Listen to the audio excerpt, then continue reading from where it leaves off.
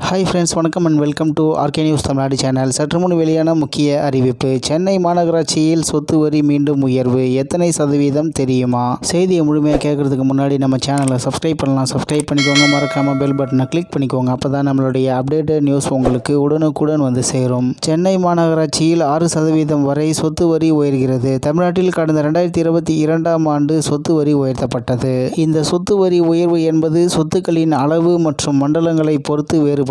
இந்த நிலையில் 2 ஆண்டுகளுக்கு பிறகு சென்னை மாநகராட்சியில் 6% வரை சொத்து வரி உயர்கிறது. இது தொடர்பான தீர்மானம் சென்னை மாநகராட்சி கூட்டத்தில் நிறைவேற்றப்பட்டது. அதனுடன் சென்னை தீவுத்திடலில் 6.59 ஏக்கரில் சாலையோர பூங்கா அமைக்க மாநகராட்சி திட்டமிட்டுள்ளது. மேலும் அந்த கூட்டத்தில் சென்னையில் பொது இடங்களில் குப்பைகளை கொட்டினால் விதிக்கப்படும் அபராத தொகையை உயர்த்தவும் முடிவு எடுக்கப்பட்டுள்ளது. அதன்படி வியாபாரிகள் குப்பை தொட்டி வைக்காமல் இருந்தால் விதிக்கப்படும் அபராதம் ரூ.100 ரூ.1000 உயர்த்த சென்னை மாநகராட்சி முடிவு செய்துள்ளது. மேலும் பொது இடங்களில் திடக்கழிவுகளை எரிப்பதற்கான அபராதம் ரூ.1000 ரூ.5000 பொது இடத்தில் குப்பைகளை கொட்டினால் விதிக்கப்படும் அபராதத்தை ரூ.1000 உயர்த்தவும் இந்த கூட்டத்தில் முடிவு செய்யப்பட்டது. அதேபோல் பொது இடங்களில் கட்டட கழிவுகளை கொட்டினால் விதிக்கப்படும் அபராதம் ரூ.2000 ரூ.5000 பொது இடத்தில் மரக்கழிவுகளை கொட்டினால் விதிக்கப்படும் அபராதம் ரூ.200 ரூ.2000 உயர்த்த சென்னை மாநகராட்சி திட்டமிட்டுள்ளது.